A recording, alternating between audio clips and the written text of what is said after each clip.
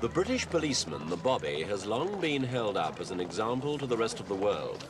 He's honest and helpful, unarmed, but an implacable enemy of crime who works long hours for relatively poor pay. Well, that's the image, but life's changed in Britain and the police are changing too.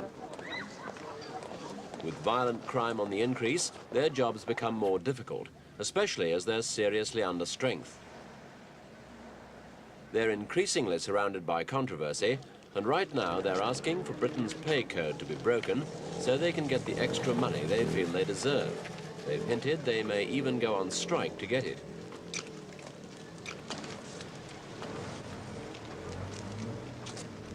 Last year in Lewisham, in southeast London, the police were called out in strength to prevent clashes between the right-wing National Front and counter-demonstrators of the left. In spite of the riot control gear and the large numbers of police, things turned out much worse than expected. With feelings running high, the police themselves became the target of some demonstrators.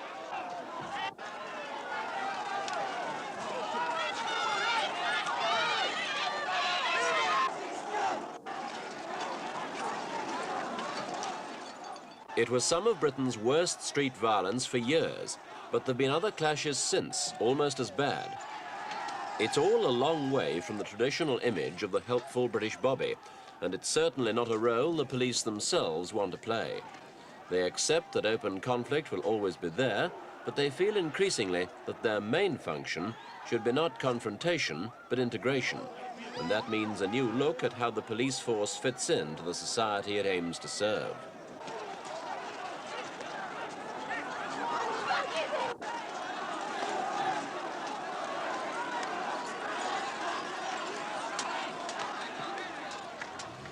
The need for a new approach is highlighted in Birmingham in the English Midlands. It's an area where relations between police and public are particularly difficult because of the same explosive ingredient which triggered the Lewisham troubles, race.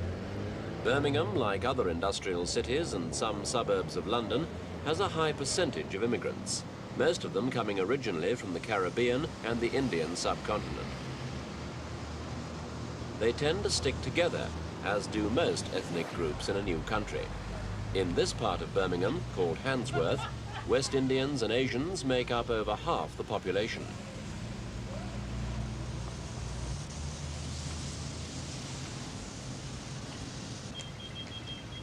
With such a high number of immigrants, it's inevitable that a good deal of local crime will be committed by coloured people.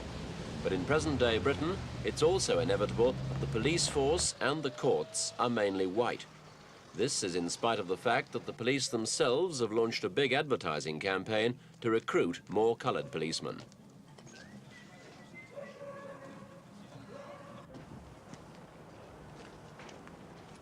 The campaign was almost a complete failure. Members of the coloured communities just don't seem interested in joining the police. And the main reason seems to be the basic antagonism of blacks, especially the young, towards white authority. The Birmingham police are well aware how sensitive the crime and race issue can be, and they're trying new approaches. They keep close ties with the schools, the social services, and the probation services. They want to increase personal contacts. There are several reasons why black youths feel alienated from society. They were born and raised in Britain, but this means they didn't choose to live here, as their parents did.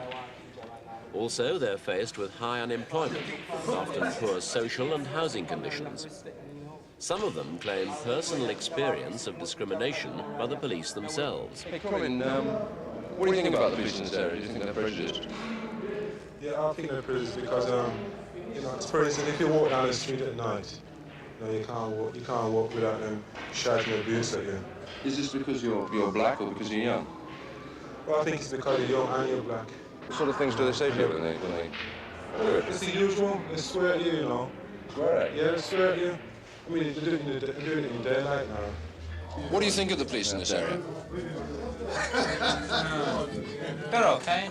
I don't find any trouble with them. You've never been in trouble with them yourself? No? Do you think... One of the strong themes in West Indian culture is music. The reggae style originated in the Caribbean, and the immigrant youths have taken it up in a big way. The easy, relaxed rhythm creates an ideal atmosphere for a social evening, and to some, it becomes almost a way of life in itself.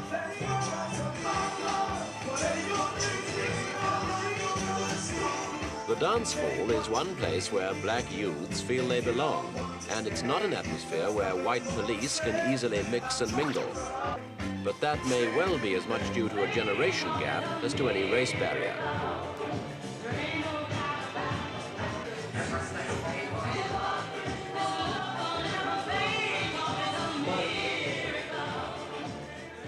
Older immigrants present fewer problems.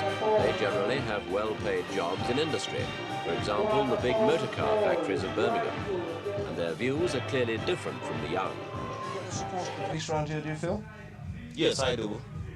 And what do you think? I mean, a lot of people say the police are prejudiced around here. Do you agree with that? I don't agree with that. Police does help me a lot. What do you think of the police in this area? Well, I don't know for the rest of the community around here, but my colleagues and myself and many more have got very good cooperation. We never had any trouble with police. What do you say to the charge that many of these black kids make against people like you, that you've sold out to the whites, and that you're whiter? That's their opinion. For all I can tell anyone, I'm not for sale and no man buy me. But I says law and order must be maintained in any part of the world that we go. And that's the way I live. That's my way of life. Thank you very much. After 6 months of efforts by the police to improve contacts with local residents, there has been a clear drop in the crime rate. For example, all crime fell by over 1/5. And in specially patrolled areas, cases of mugging, robbery on the street, fell from 32 in January to just 3 in April. The police hope, but don't yet claim, that these figures reflect the success of their experiment in getting to know the people. It's Mike 1, 2 o'clock, 2 at 3, 3773.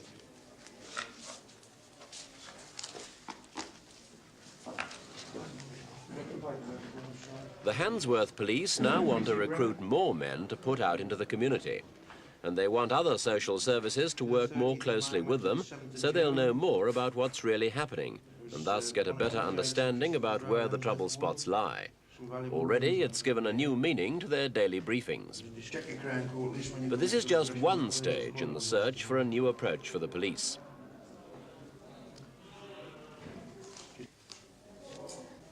Some lead piping. Elsewhere in Birmingham, the search has gone even further. It's not been in operation for very long, but already it's produced a very different kind of policeman. 1, 2, 3, 4, 5, 6, 7. This is part of Police Constable Mike Cooper's fight against crime. Unusual, perhaps, but it's all part of the scheme to improve relations between the local bobby and the residents. Mike's being supported by his partner on the estate, a woman police constable who's devoted her spare time to her Keep Fit class. It all started 6 months ago, with an effort to get more direct contact with the community. The main aim is to get officers out of their cars and back to the traditional policeman's beat, covering the daily round on foot.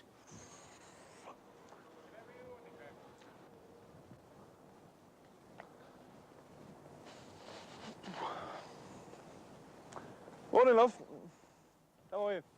This personal approach gives the residents a chance to talk to their local bobby. They do this at the window, and I'm afraid of them throwing a stone. Local lunch. And yeah, black ones from the flats. Colour lunch, eh? It's a way of making friends, but Mike's still a policeman. It's not a question of being unduly friendly. If you know that somebody's done something wrong, I've made it quite clear now that I will not shirk from my duty as a policeman. And that if anybody does cross the line, then they will be arrested. But at the same time, if there's anything I can do for that person, then I'm prepared to do that also. The method certainly seems to be reaping its rewards. In the first 6 months of the experiment, burglary dropped from 32 to 20, assault from 14 to 2. Impressive figures, but the police are still cautious in attributing them entirely to the new approach. Given time, the drop in crime may prove to be the direct result of bringing back the bobby.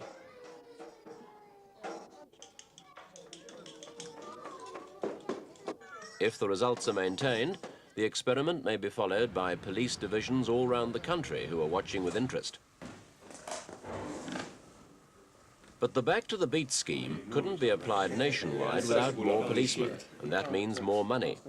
Already the police feel they're not paid enough, and as many as 20 a day are leaving the force.